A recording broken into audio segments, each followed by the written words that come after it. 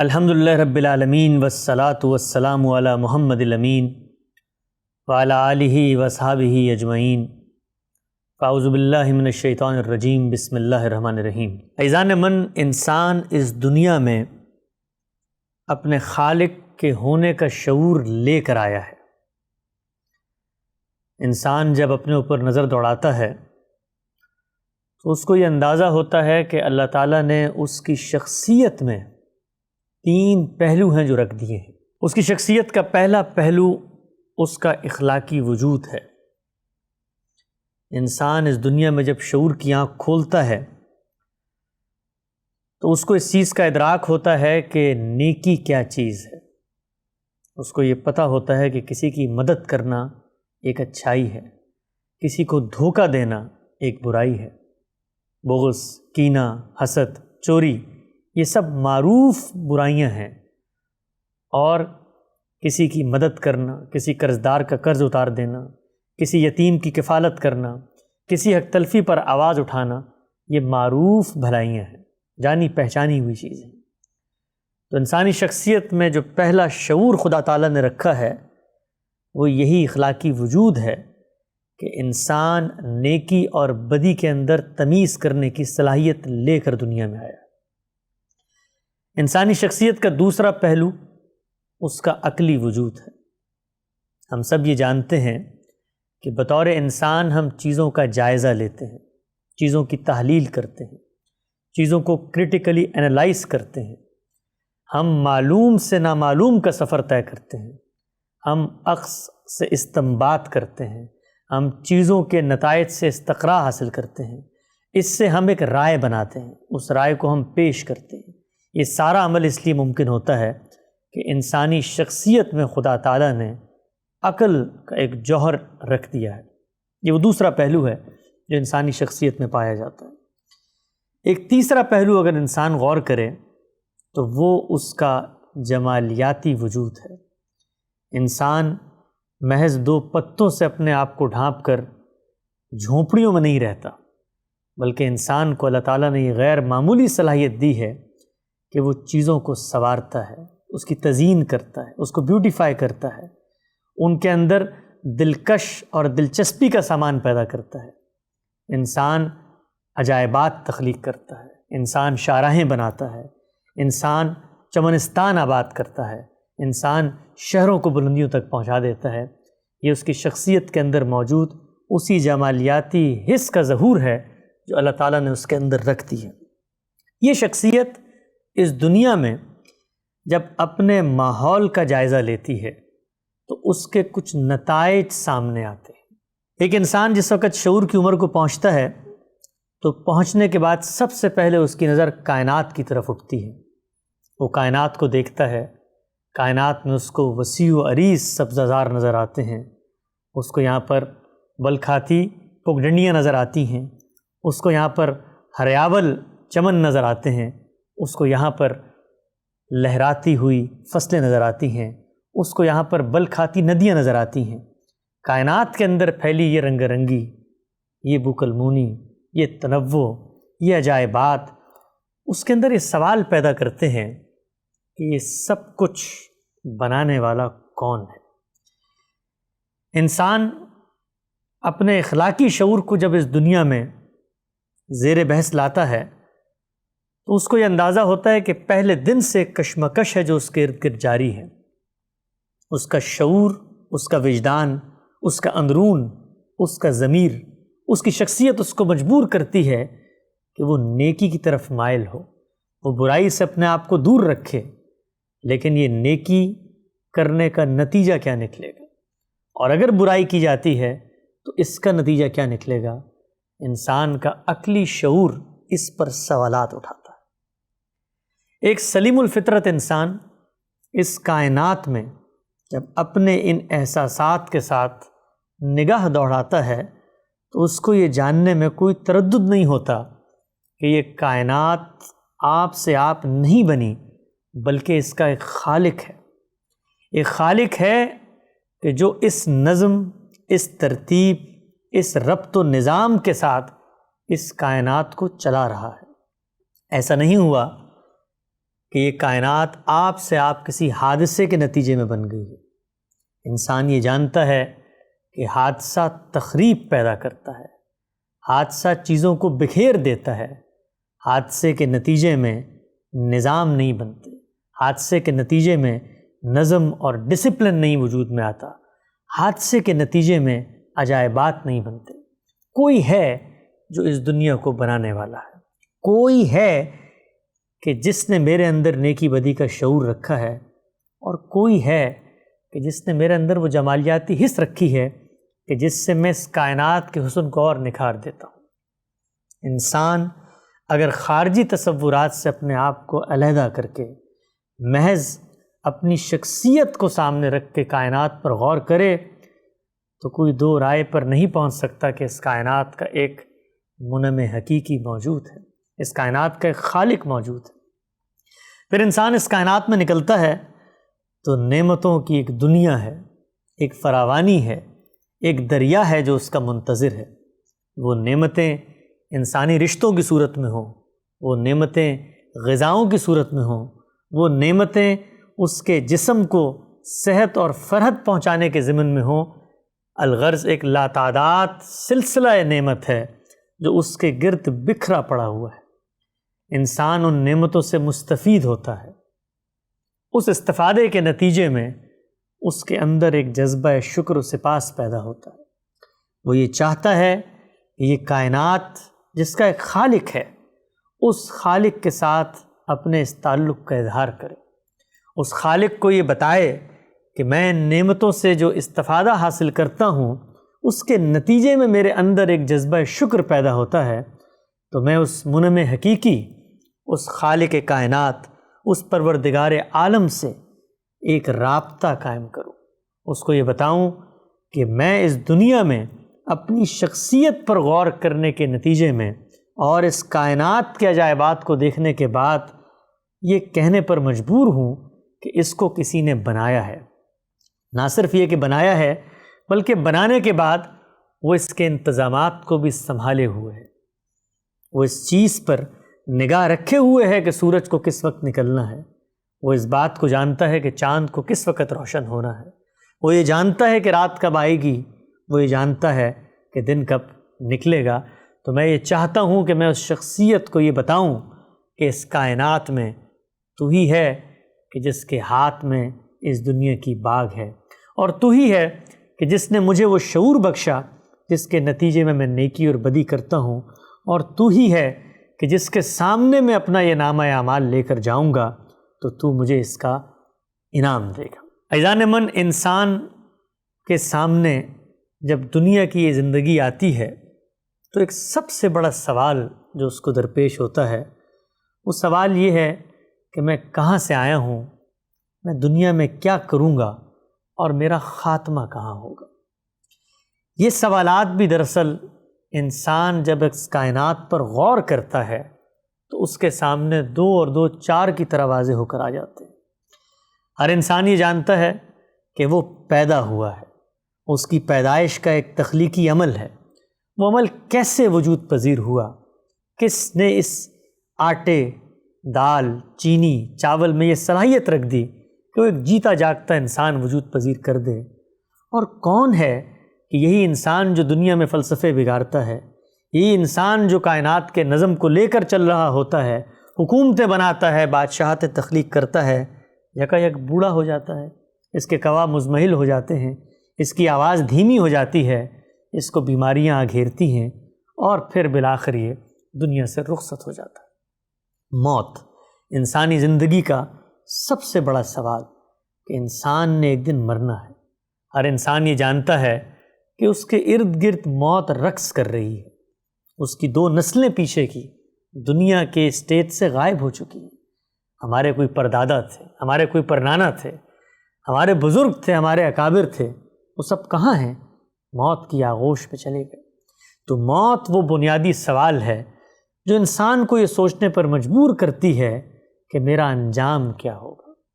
اس دنیا کے اسٹیج میں خالق کائنات نے یہ بات انسان کی فطرت میں ودیعت کر دی کہ خالق موجود ہے، تمہارے اندر نیکی بدی کا شعور ہے، تمہارے اندر عقلی وجود ہے، تمہارے اندر جمالیاتی حس ہے، اب غور کرو کہ تمہیں کیسے اعمال اپنانے ہیں۔ خالق کائنات کی نعمت غیر مترکبہ، ایسی نعمت کہ جس کی کوئی انتہا نہیں، اگر وہ چاہتا تو ہمیں اسی امتحان میں ڈالے رکھتا کہ ہم فطرت کی اسی روشنی میں زندگی کا سفر طے کریں، لیکن وہ پروردگار عالم یہ چاہتا ہے کہ اس دنیا کے اسٹیج پہ اس نے جن انسانوں کو بھیجا ہے ان کو بار بار یاد دلائے کہ میں نے تمہیں یہاں کیوں بھیجا ہے۔ یہ یاد دہانی کس لیے ہے؟ یہ یاد دہانی صرف اس لیے ہے کہ خالق کائنات یہ چاہتا ہے کہ اس دنیا سے، انسانوں میں سے ہی کچھ لوگوں کو امتحان کی کامیابی کے نتیجے میں اپنی جنت کا شہری بنا دے۔ گویا خدا تعالیٰ کی اسکیم انسان کو بھیجنے کی دنیا میں یہ ہے کہ وہ انسانوں کو آزمائے۔ اس آزمائش کے لیے ضروری ہے کہ انسان کے پاس ارادے اور اختیار کی صلاحیت ہو۔ ارادے اختیار کی صلاحیت ایک شعور کے تحت وجود پذیر ہو۔ وہ شعور بھی خدا نے انسان کی فطرت میں ودیت کر دیا ہے، نیکی بدی کا شعور، اچھائی برائی کا شعور، صحیح غلط کا شعور، اور پھر انسان عقل کے ذریعے نتائج حاصل کرتا ہے، عقل کے ذریعے معلوم سے نامعلوم کا سفر طے کرتا ہے،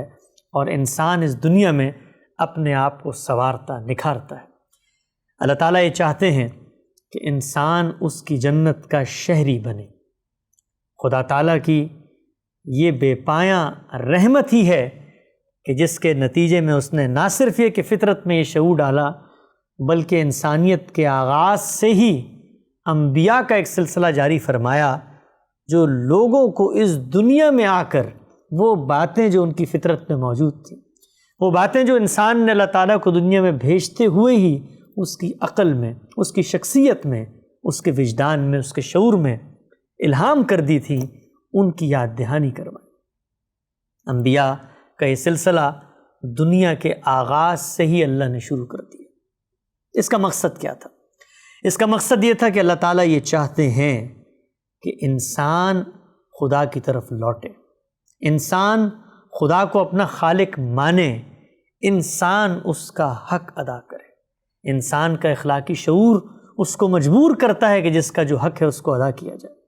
جس طرح وہ یہ چاہتا ہے کہ ماں کے ساتھ اپنی محبت کا اظہار کرے، جس طرح وہ چاہتا ہے کہ باپ کی شفقت کا صلہ بڑھاپے میں اس کا سہارا بن کے دے، اسی طریقے سے خدا تعالیٰ کا مطالبہ بہت سادہ تھا، اور وہ مطالبہ یہی تھا کہ جو معاملہ تم اپنی دنیا میں اپنے اخلاقی وجود کے ساتھ انسانوں کے ساتھ کرتے ہو، وہ معاملہ خالق کے ساتھ کیوں نہیں کر سکتے؟ اللہ تعالیٰ کی یہی اسکیم ہے جس کے تحت اس نے انسان کو دنیا میں بھیجا، اور یہی وہ اسکیم ہے جس کے تحت اس نے انسانوں ہی کی یاد دہانی کے لیے انبیاء کا ایک سلسلہ جاری فرمایا۔ یہ انبیاء دنیا میں آتے، انسانوں کو اس حقیقی بات کی طرف متوجہ کرتے، وہ بات جو ان کے دل میں پہلے سے موجود تھی، وہ بات جو ان کی عقل تسلیم کرتی تھی، وہ بات کہ جس کو ماننے میں کوئی چیز مزاحم یا رکاوٹ نہیں بن سکتی تھی، متوجہ کرتے، لوگوں کو یہ بتاتے کہ لوگوں آؤ، ایک دن آنے والا ہے کہ جس دن ہم سب پروردگار عالم کی عدالت میں اس کے روبرو کھڑے ہوں گے، اور وہ ہم سے سوال کرے گا کہ اس دنیا میں نے تمہیں بھیجا، نعمتیں دیں، شعور دیا، عقل دی، اور پھر انبیاء کا سلسلہ بھی جاری فرمایا، یعنی فطرت کی روشنی بھی تمہارے اندر موجود تھی، اور وہ روشنی اگر بجھنے لگ جائے، مدھم ہونے لگ جائے، مسخ ہو جائے، تو یوں نہیں ہوا کہ میں نے تمہیں تمہارے حال پر چھوڑ دیا، بلکہ میں نے انبیاء کا بھی ایک سلسلہ جاری فرمایا۔ وہ ہر بستی میں آئے، وہ تمہاری زبان میں تم سے کلام کرتے تھے، جب تم نہیں مانتے تھے، سرکشی کرتے تھے، اناد، استکبار اور تکبر کا جذبہ تم میں پیدا ہوتا تھا، اور تم ان سے مطالبات کرتے تھے، تو میں پروردگار عالم اس کائنات کے اندر ان انبیاء کے ساتھ اپنی مائیت کا ظہور، یعنی ان کے ساتھ اپنے کھڑے ہونے کی زندہ مثالیں پیش کر کے تمہیں متوجہ کرتا تھا کہ لوٹ آؤ پروردگار عالم کے پاس، کہ وہ تمہیں اپنی جنت کا ایک ایسا شہری بنانا چاہتا ہے، ایسی حکومت دینا چاہتا ہے کہ لا خوف علیہم ولا ہم یحزنون، کہ جس میں نہ ماضی کی کسی بات کا پچھتاوا ہوگا، نہ مستقبل کی کسی بات کا اندیشہ۔ تو انبیاء کا یہ سلسلہ کائنات کی ابتدا سے جاری رہا، یہاں تک کہ اس کا خاتمہ محمد رسول اللہ صلی اللہ علیہ وسلم کے ذریعے قیامت تک کے لیے کر دیا گیا۔ ہم مسلمان اس دنیا میں جب آتے ہیں تو اللہ تعالیٰ کا ہم پر یہ غیر معمولی احسان ہے کہ ہمیں اس نے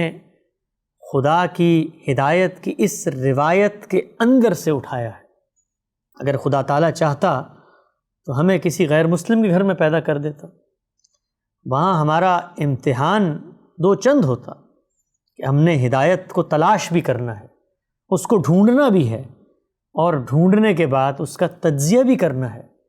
کیونکہ یوں نہیں ہے کہ اس کائنات کی توجیہ صرف ایک الہامی روایت ہی کر رہی ہے، بلکہ انسان نے اس کائنات میں خدا کو فراموش کر کے بھی کچھ مقدمات پیدا کی ہیں، کچھ روایتیں ایسی بھی جنم لی ہیں کہ جو اس کائنات کی مختلف توجیہات کرتی ہیں۔ تو ہمیں اس امتحان سے بھی گزرنا پڑتا کہ پہلے ہم اصل ہدایت کو دریافت کریں، اصل چیز کو ڈھونڈیں، اور پھر اس کے بعد اس چیز کو ڈھونڈنے کے بعد ابتدا سے اس سفر میں جاری ہوں اور اس محنت کو شروع کریں جو کسی ہدایت پر عمل پیرا ہونے کے لیے ضروری ہوتی ہے۔ لیکن اللہ تعالیٰ کا بے پایہ کرم، فضل، احسان اور انعام ہے کہ اس نے ہمیں مسلمان پیدا کیا۔ جہاں پر خدا کا یہ احسان ہے وہیں ایک بہت غیر معمولی ذمہ داری بھی ہے، اس لیے کہ شاید وہ لوگ تو کچھ عذر خدا کے سامنے پیش کر سکیں کہ جنہیں دین کی ہدایت نہیں پہنچی، کہ پروردگار عالم ہم تو منتظر تھے، ہم تو ڈھونڈ رہے تھے، ہمیں تو معلوم ہی نہیں تھا کہ تیری کوئی ہدایت بھی دنیا میں موجود ہے، لیکن ہم کیا جواب دیں گے پروردگار عالم کو کہ ہمیں تو وہ ہدایت گھروں میں مل چکی، نسلوں میں مل چکی، تہذیب میں مل چکی، معاشرت میں مل چکی، بلکہ میں یہ کہوں کہ ان ممالک میں مل چکی کہ جہاں پر مسلمانوں کی اکثریت ہے۔ تو جہاں پر خدا کی یہ نعمت ہے کہ ہم مسلمان ہیں، وہیں پر غیر معمولی ذمہ داری بھی ہے کہ مسلمان ہونے کے بعد ہم نے کیا خدا کی ہدایت کو سمجھنے کی کوشش کی، کیا خدا کی منشا کو جاننے کی کوشش کی،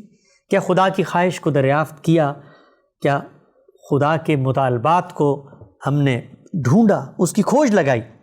اور پھر جاننے کے بعد کیا سدید نیت کے ساتھ، کیا صدق دل کے ساتھ، کیا مصمم ارادے اور جذبے کے ساتھ، کیا محکم جدوجہد کے ساتھ اس پر عمل پیرا ہونے کی کوشش کی۔ تو مسلمان ہونا جہاں پر اللہ کی غیر معمولی عنایت ہے، وہیں پر ایک بہت بڑی ذمہ داری اور امتحان بھی ہے۔ ہم مسلمان اس دنیا میں جب خدا کی الہامی روایت پر نظر دوڑاتے ہیں تو ہم یہ دیکھتے ہیں کہ کائنات میں ایک شخصیت ہے، ایک ہستی ہے، ایک ذات والا صفات ہے کہ جو ہمیں خدا کے ہدایت نامے سے متعارف کرواتی ہے، جو ہمیں بتاتی ہے کہ کائنات میں خدا کے تم سے مطالبات کیا ہیں۔ گویا ہماری فطرت میں جو رہنمائی رکھ دی گئی تھی، اس رہنمائی کو آگے لے کر چلنے کا کام اگر کوئی کرتا ہے تو وہ کائنات اور اس زمین کے پیٹ پر صرف ایک ہی ہستی ہے جو کرتی ہے،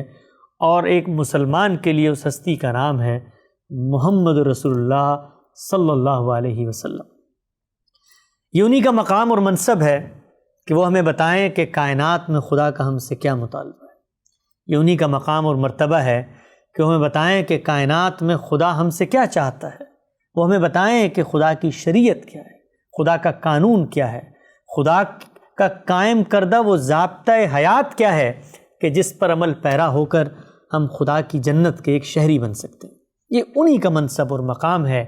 کہ وہ جس چیز کو خدا کا دین قرار دیں وہی خدا کا دین قرار پائے، اور وہ جس چیز سے انسانوں کو روک دیں وہی بات خدا کی بات قرار پائے۔ گفتہ او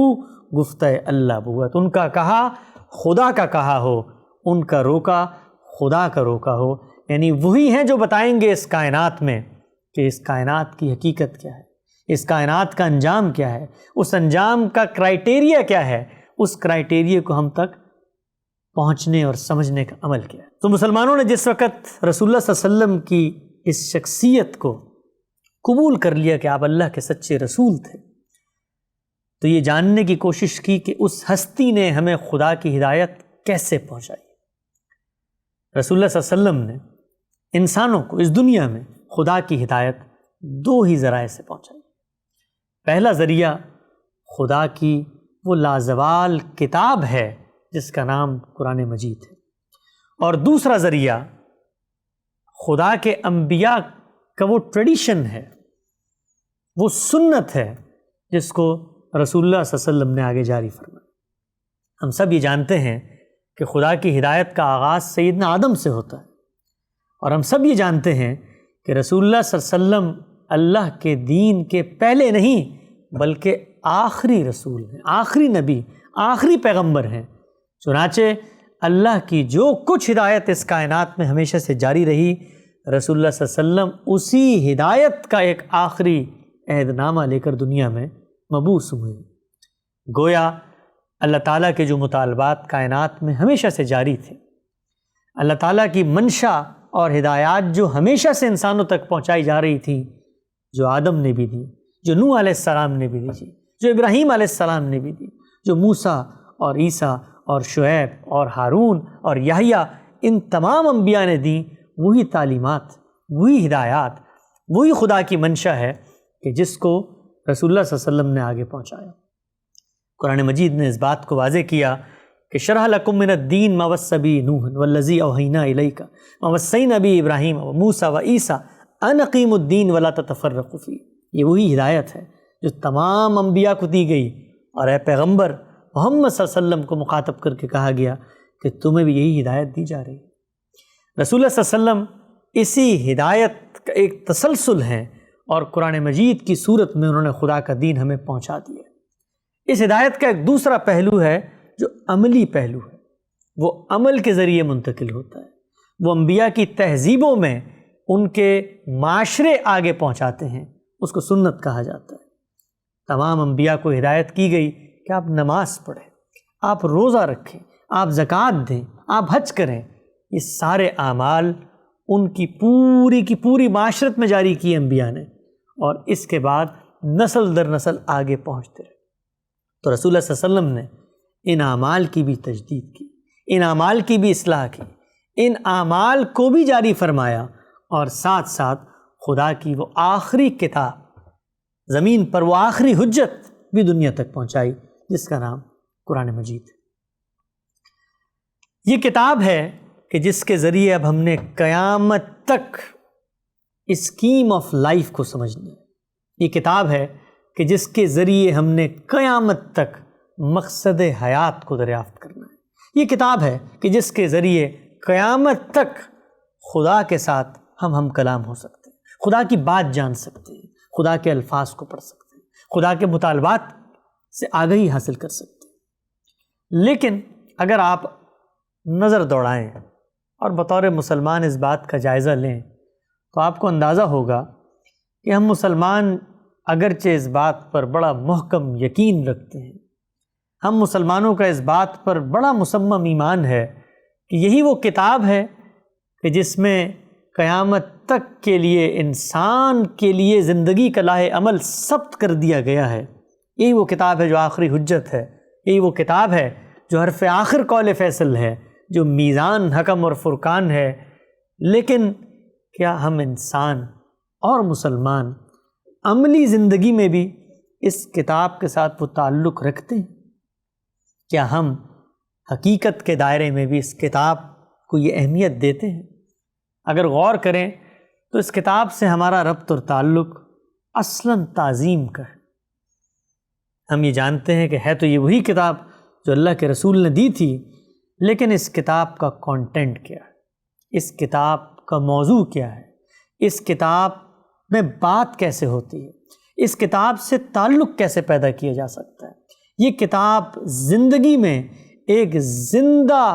معلم بن کر ہمارے ساتھ کیسے کھڑی ہے، ہم مسلمان عملاً اس چیز سے دنیا بھر میں غافل ہیں۔ ہمارے ہاں اگر آپ دیکھیں کہ گھروں کے اندر ہر گھر میں یہ کتاب موجود ہے، ہر مسجد میں یہ کتاب موجود ہے، مسلمانوں کے ہر ادارے کی الماریوں میں یہ کتاب موجود ہے، لیکن یہ کتاب یا تو محض کسی کے دنیا سے رخصت ہو جانے کے بعد ثواب کی نیت سے تلاوت کی جاتی ہے، یا پھر اس کو جزدان میں لپیٹ کر سنبھال کر کسی طاق میں رکھ دیا جاتا ہے. کوئی ہم سے پوچھے کہ تم مسلمان ہو تو کیوں ہو، تو ہم بتا سکیں ہم اس کتاب کو مانتے ہیں جس کتاب کو ہم نے یہاں پر محفوظ کر کے رکھ دیا. کیا وجہ ہے کہ ہم مسلمانوں کا اس کتاب سے کوئی زندہ تعلق نہیں بن پاتا؟ کیا وجہ ہے کہ ہمارے بڑے بوڑھے تو پھر اس کتاب کو پڑھ لیتے تھے، ان کے ہاں ایک تہذیبی روایت بھی موجود تھی، لیکن مسلمانوں کے وہ نوجوان، وہ نئی نسل، وہ بچے جو اس جدید دور کے اندر آنکھ کھول رہے ہیں، جو دنیا کی حرکیات کی تبدیلی کے اس موسم میں بڑے ہو رہے ہیں، ان کے لیے یہ کتاب کیوں زندگی کا ایک ریلیونٹ سبجیکٹ نہیں بنتا؟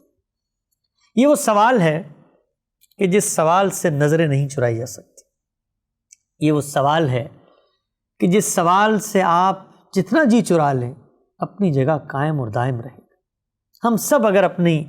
معاشرت کا جائزہ لیں، اپنے گھروں کا جائزہ لیں، اپنی روزمرہ اپنے ارد گرد کا جائزہ لیں، تو ہم پر یہ بات واضح ہو جائے گی کہ اس کتاب کے ساتھ ہمارا کوئی زندہ تعلق نہیں ہے. زندہ تعلق کیا ہوتا ہے؟ زندہ تعلق یہ ہوتا ہے کہ ہم اس کتاب کا معمول میں مطالعہ کریں، اس کتاب کو اپنی یاد دہانی اور اپنی جو اسپرچول وجود ہے، روحانی شخصیت ہے، اس کی نرشنگ کے لیے، اس کی تقویت کے لیے، اس کے تزکیے کے لیے، اس کو زندہ و بیدار رکھنے کے لیے اس سے ہدایت حاصل کریں. ہم اس کو کھولیں تو ہمیں اس کے مضامین ہماری زندگی اور اسکیم آف لائف کے ساتھ ریلیونٹ لگے. ہم اس کو کھولیں تو ہم اس کے ذریعے سے مذہبی تصورات کی تنقید اور اختلافات کا فیصلہ کرنے کی صلاحیت رکھتے ہیں. کیا وجہ ہے کہ ہم لوگ قرآن مجید کو وہ اہمیت نہیں دیتے؟ اگر آپ غور کریں تو اس کی کچھ بنیادی وجوہات ہیں. یہ معاملہ یوں نہیں ہے کہ مسلمانوں کے اجتماعی شعور نے مل کر رد کر دیا ہے کہ اس کتاب کو اب وہ اہمیت نہیں دیں گے، یہ کتاب ہماری زندگی میں ہادی نہیں بنے گی. ایسا نہیں ہے، بلکہ کچھ مسائل ہیں، کچھ پرابلمز ہیں جن کی بنا پر ہمارا اس کتاب کے ساتھ ایک زندہ تعلق منقطع ہو چکا ہے. ان مسائل میں سب سے بنیادی مسئلہ یہ ہے کہ ہم اس کتاب کے اسٹائل، اس کے ژانرا، اس کے ڈکشن، اس کے بات کرنے کے اسلوب سے غافل ہیں. آپ کسی جدید پڑھے لکھے انسان کو یہ کتاب پکڑائیں اور کہیں کہ اس کا مطالعہ کرو، اور اگر خود بھی ہم اسی ذہن کے ساتھ اس کا مطالعہ کریں کہ اللہ تعالیٰ نے اس میں ہمیں ہدایت دی ہے اور کھول کے پڑھنا شروع کریں، تو کچھ مسائل ہیں جو بطور انسان ہمارے سامنے اس کتاب کے مطالعے سے سامنے آتے ہیں. وہ سامنے کیوں آتے ہیں؟ وہ سامنے اس لیے آتے ہیں کہ ہم پہلے یہ غور کر کے اس کتاب کی طرف نہیں گئے کہ اس کتاب میں بات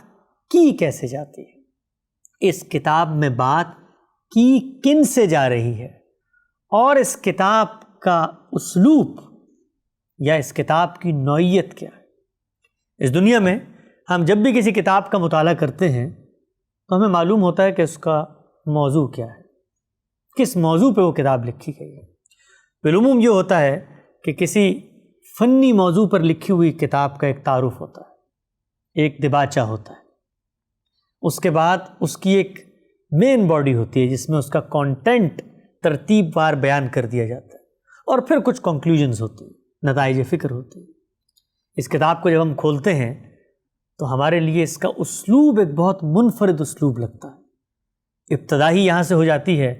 کہ ان الذین کفروا سواء علیہم انذرتہم ام لم تنذرہم لا یؤمنون. وہ لوگ جنہوں نے اس کتاب کو جھٹلا دیا، برابر ہے کہ تم ان کو ڈراؤ یا نہ ڈراؤ، وہ ایمان نہیں لائیں گے. تو انسانی ذہن یہ سوال کرتا ہے کہ کون لوگ زیر بحث ہیں کہ جن کی یہاں پر بات ہو رہی ہے، اور ڈراؤ نہ ڈراؤ وہ ایمان نہیں لائیں گے.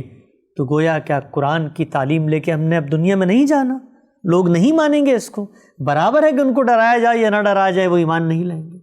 اس کتاب کو آخر سے کھولیں تو کہا جاتا ہے لیلاف قریش. قریش یہ کون لوگ ہیں؟ یہ کہاں سے آ گئے؟ میں 21ویں صدی کا ایک انسان دنیا کی چکا چوند اور ترقی کے راستوں میں کھڑا ہوا، مجھے بتایا جا رہا ہے کہ کوئی قریش تھے، یہ کتاب جس نے قیامت تک ہدایت دینی ہے، یہ قریش کون ہے؟ اس کتاب کے اندر زیر بحث کریکٹرز کون ہے؟ اس کتاب کا اسلوب بیان کیا ہے؟ اس میں بات آگے کیسے بڑھتی ہے؟ یہ صورتوں میں کیوں تقسیم ہو گیا ہے؟ یہ گروپس میں پھر کیوں تقسیم ہو گیا ہے؟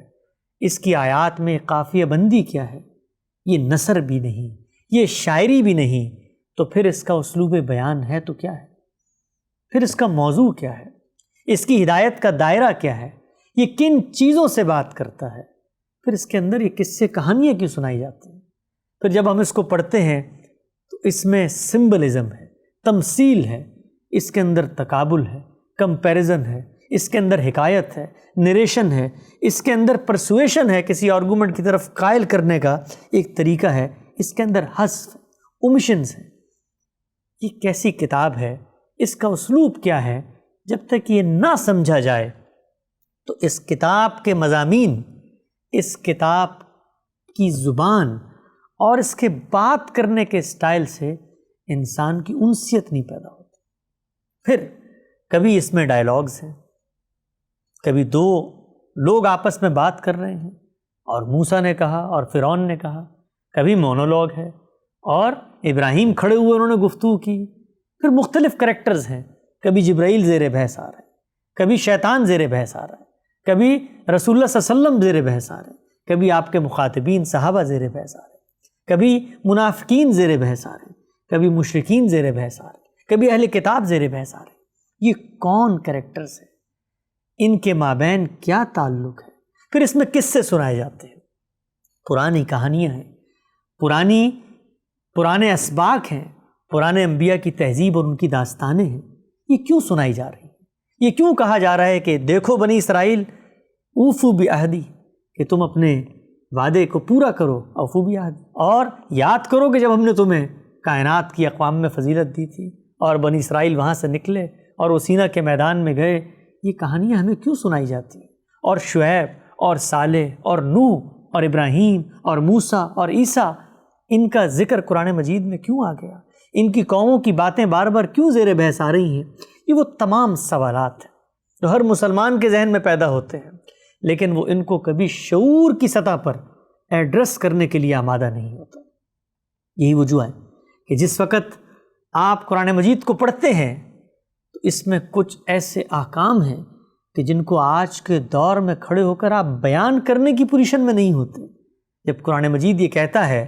کہ فَاقْتُلُوا الْمُشْرِكِينَ حَيْثُ وَجَدْتُمُوهُمْ، یہ جو مشرک ہیں، یہ جو کافر ہیں، ان کے بارے میں خدا کا فیصلہ آ چکا ہے کہ اب یہ زمین کے پیٹ پہ نہیں رہ سکتے، تو آج کی دنیا میں کیا ہم اس گلوبل ورلڈ کے اندر دنیا کو یہ دعوت دیں گے کہ اگر کوئی ہمارے مذہب کو نہیں مانتا تو ہماری کتاب میں یہ لکھا ہوا ہے کہ اب وہ روئے زمین پہ زندہ نہیں رہ سکتا؟ یہ ہدایات کس سے متعلق ہے؟ ان ہدایات کے مخاطبین کون ہیں؟ یہ کس کانٹیکسٹ میں کہی جا رہی ہیں؟ وہ رحیم و کریم خدا جس کی رحمت، جس کی شفقت 70 ماؤں سے زیادہ ہے، وہ کیوں کائنات کے اندر قوموں کو نست و نابود کر دیتا ہے؟ کہیں پتھروں کی بارش ہوتی ہے، کہیں زمین پانی اگل دیتی ہے، کہیں سائیکلون آتے ہیں، کہیں رسولوں کو ہدایت کی جاتی ہے، یعذبہم اللہ بایدیکم، تمہارے ہاتھوں سے اب عذاب آئے گا۔ یہ وہ تمام سوالات ہیں جو ایک انسان کے ذہن میں پیدا ہوتے ہیں، یہ وہ تمام اشکالات ہیں کہ جن کو جس وقت تک ایڈریس نہ کیا جائے آپ خدا کی کتاب سے استفادے کے لیے آمادہ نہیں ہو سکتے، شعوری طور پہ آمادہ نہیں ہو سکتے، شعوری طور پر آمادہ نہیں ہو سکتے۔ ہم مسلمان اس کتاب کو پڑھتے بھی ہیں، لاکھوں کروڑوں کی تعداد میں اس کے حفاظ بھی ہیں، اور ہم سے جب کوئی سوال کرے تو ہم اس کا حوالہ بھی پیش کر دیتے ہیں، لیکن شعوری تعلق، ایک زندہ عقلی تعلق، یہ کتاب ہمارے دل کا چور پکڑے، ہمارے مسائل کا حل دے، اور آج کی اس دنیا میں ہم اس اعتماد کے ساتھ کھڑے ہوں کہ خدا کی یہ آخری ہدایت دراصل انسانوں کو زندگی گزارنے کا سب سے سیدھا، سب سے سادہ اور سب سے آسان اور سب سے واضح رستہ فراہم کرتی ہے۔ عزیزان من، قرآن مجید پر اگر آپ غور کریں تو شاید یہ دنیا کی وہ واحد کتاب ہے کہ جس کو ماننے والے تو عرب ہا کی تعداد میں موجود ہیں، جس پر ایمان رکھنے والے تو زمین کے کونے کونے میں پھیلے ہوئے ہیں۔ اقصائے جہاں میں اس کتاب کی بازگشت ہے، اکناف عالم میں اس کا نام بلند ہوتا ہے، لوگ اس کی بے حرمتی کرنے پر سڑکوں پہ نکل آتے ہیں، ان کے جذبات برانگیخت ہو جاتے ہیں، وہ اپنی جان، مال، آبرو سب کچھ اس کی حرمت پر قربان کرنے کے لیے آمادہ ہیں، لیکن شعور کے ساتھ اور اس فہم کے ساتھ جس فہم سے انہوں نے دنیا کی باقی چیزوں کو سمجھا ہے، دنیا کی باقی چیزوں کو اہمیت دی ہے، دنیا کی باقی چیزوں پر غور و فکر کیا ہے، اس کتاب پر تدبر کرنے کے لیے آمادہ نہیں ہوتے۔ یہ وہ کتاب ہے کہ جس کتاب کو ہماری نسلوں نے محفوظ کیا، اپنی جان، مال، آبرو سے بڑھ کر اس کی حفاظت کی، اس کو ہم تک پہنچا دیا۔ یہ وہ کتاب ہے جو اپنے بارے میں دعویٰ کرتی ہے کہ نذیر للعالمین ہے۔ یہ وہ کتاب ہے جو دعویٰ کرتی ہے کہ تمہارے اختلافات کا فیصلہ میری ہی میزان اور میری ہی کسوٹی اور میری ہی بساط پر ہوگا۔ لیکن ہم مسلمان اس قدر بدقسمت ہیں کہ اس کتاب کی موجودگی کے باوجود، ذرا تصور کیجئے، ہم چونکہ روز یہ باتیں سنتے ہیں،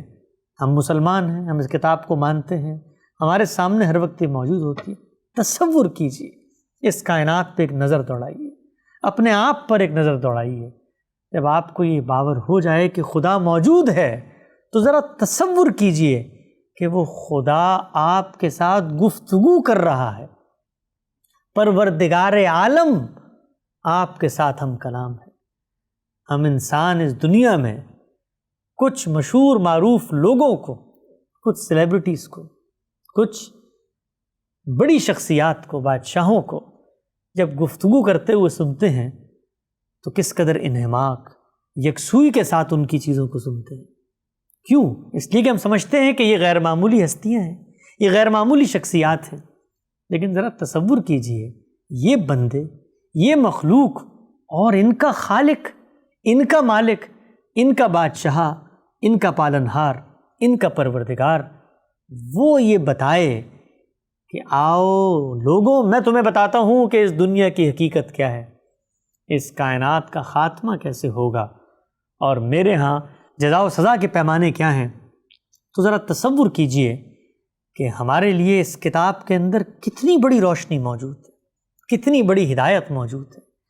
کتنا بڑا سرمایہ ہے جو اللہ تعالیٰ نے ہمیں دے دیا ہے، لیکن ہم اس کا شعور نہیں رکھتے۔ انشاءاللہ آج سے ہم روز اس کتاب کا مطالعہ کریں گے، اس کتاب کو کھولیں گے، اس کو ابتدا سے پڑھیں گے، اس کی آیات پر غور کریں گے،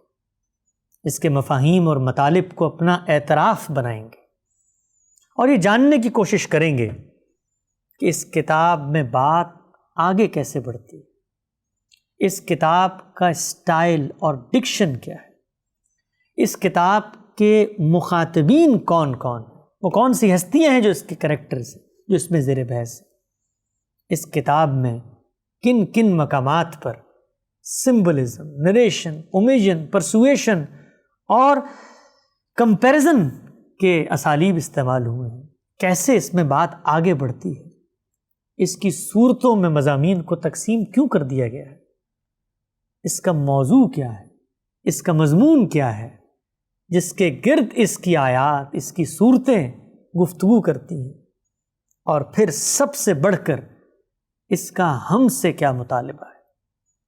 اس کی آیات پر غور کر کے ہم یہ جاننے کی کوشش کریں گے کہ ہم اس دنیا میں اس کتاب سے ایک زندہ تعلق کیسے پیدا کر سکتے ہیں، یہ کتاب کیسے ہمیں کائنات کے حقائق کی آگہی دیتی ہے، اور آج کا ایک پڑھا لکھا نوجوان، پڑھا لکھا انسان کیسے اپنے علم کو اس کتاب کے ذریعے بڑھا سکتا ہے۔ انشاءاللہ اگلی نشست میں انسان نہیں بولے گا بلکہ خدا بولے گا، خدا کی کتاب بولے گی، خدا کے الفاظ بولیں گے، اور ہم اللہ کی اس کتاب کو سمجھنے کی کوشش کریں گے کہ وہاں کیا بات زیر بحث ہے۔ اگلی نشست میں ہم معروف مفسر جناب جاوید غامدی صاحب کا ترجمہ قرآن البیان، جس کو نظم کی رعایت سے ترجمہ کیا گیا ہے، گویا خدا کی بات کو جس وقت عربی سے اردو میں منتقل کیا گیا تو اس بات کے اندر جو مخفی مطالب تھے، اس بات کا جو کانٹیکسٹ تھا، اس کا جو سیاق تھا، جس سے اصل مدعا واضح ہوتا تھا، وہ ترجمے ہی سے واضح ہو گیا ہے۔ اس ترجمے کو ہم پڑھیں گے اور اس ترجمے کا جو مقدمہ ہے کہ قرآن مجید کس نوعیت کی کتاب ہے، اس سے ہدایت کیسے حاصل کی جائے، اس سے اپنی گفتگو کا آغاز کریں گے۔ اقول قولی ھذا واستغفر اللہ لی ولکم ولسائر المسلمین۔